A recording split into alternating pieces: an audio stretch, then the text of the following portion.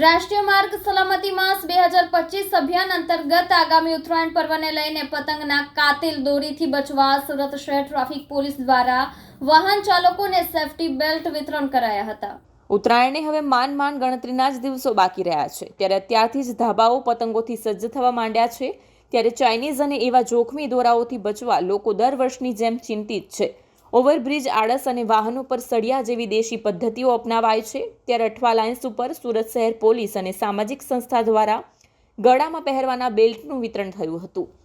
14મી તથા 15મી જાન્યુઆરી દરમિયાન ઉત્તરાયણના તહેવારની ઉજવણી ગુજરાતમાં ખૂબ જ આનંદ અને હર્ષોલ્લાસથી કરવામાં આવે છે, જેમાં જાન્યુઆરી માસની શરૂઆતથી જ લોકો પતંગ આકાશમાં ચગાવે છે।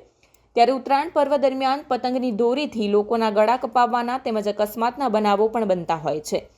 ત્યારે આવા અકસ્માત રોકવા સારું જાહેર રોડ ઉપર ચાલતા ટુ વ્હીલર વાહન ચાલકો તેમના ગળાના ભાગે સેફટી બેલ્ટ, મફલર, હાથ રૂમાલ તથા બાઇકની આગળના ભાગે સ્ટેરિંગ ઉપર સળિયા લગાવી નીકળે તે આવશ્યક છે।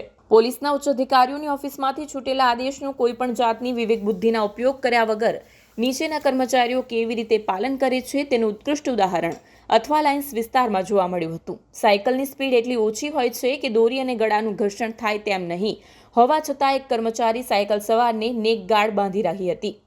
District traffic education and welfare society Surat તેમજ સત્તા સેવા કાનૂની સેવા મંડળ દ્વારા આજરોજ ચોપારી છત્રી ખાતે સેફટી બેલ્ટનું વિતરણ કરી રહ્યા છે, જેથી કરીને આવતા ઉત્તરાયણના તહેવારમાં જે ગળું કપાવવાથી દુર્ઘટના બને છે તેને મિનિમમ અટકાવી શકાય અને એમાં ઘટાડો લાવી શકાય। તેમજ અભિયાન ચાલશે।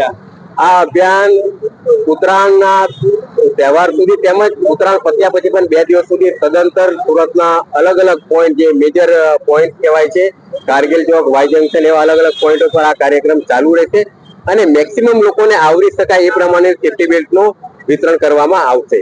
આપનું નામ ને આજે કઈ રીતના કઈ જગ્યા પર કાર્યક્રમ રાખવામાં આવશે? મારું નામ બ્રિજેશ વર્મા છે। ડિસ્ટ્રિક્ટ ટ્રાફિક એજ્યુકેશન વેલફેર સોસાયટીમાં હું પ્રેસિડેન્ટ તરીકે છું અને આજ રોજ સુરતમાં ટ્રાફિક પોઈન્ટ જે ચોપાટી ટ્રાફિક ઓફિસ છે ત્યાં અમે નેશનલ રોડ સેફટી મંથ અંતર્ગત અલગ સેફટી બેલ્ટ વિતરણ લોકોને ઉત્તરાયણમાં પતંગના દોરાથી કોઈનું ગળું ન કપાય તેના માટેના સેફટી બેલ્ટ અમે વિતરણ કાર્યક્રમ રાખેલો હતો અને કાર્યક્રમમાં અમારી સાથે જિલ્લા કાનૂની સેવા સત્તા મંડળ, અલગ અલગ એનજીઓ વિભાગ એની સાથે જોડાયેલા અમારી સાથે પોલીસ વિભાગ સાથે અમે કાર્યક્રમ કરેલો હતો। આ જે કાર્યક્રમ છે આજથી અમે શરૂઆત કરેલી છે 6 તારીખથી લઈને 13 તારીખ સુધી સુરતના અલગ અલગ મુખ્ય જે 4 રસ્તાઓ છે ત્યાં ટ્રાફિક પોઈન્ટ ઉપર આ કાર્યક્રમનું આયોજન કરવામાં આવેલું છે અને 50,000થી વધારે સેફટી બેલ્ટ વિતરણ અમે વિનામૂલ્યે અમે કરવાના છે।